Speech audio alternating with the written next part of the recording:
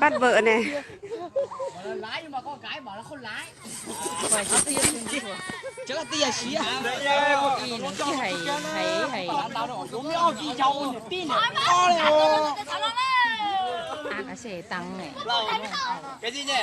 Cái gì nhỉ? Lẩu chứ lẩu băng băng à? Bảo là có lá tàu đi, có lá con.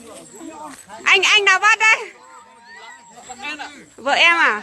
Nhưng mà có đồ yêu không bắt như thế về sao mà có à?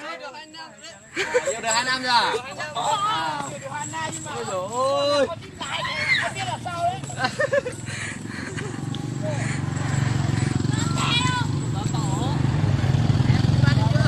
Bắt thế này về có chịu ở không đấy?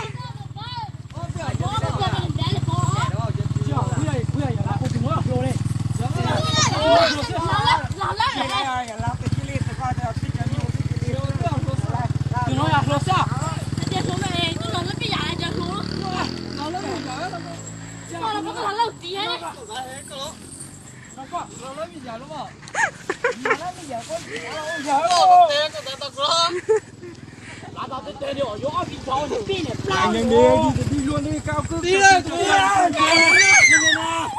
Để cái sao chạy lại.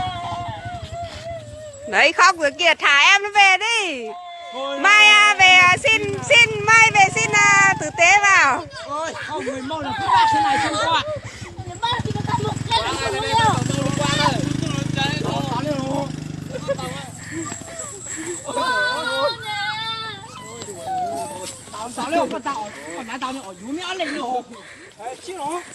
Kia là em gái à?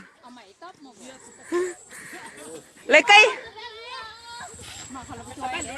bắt vợ này.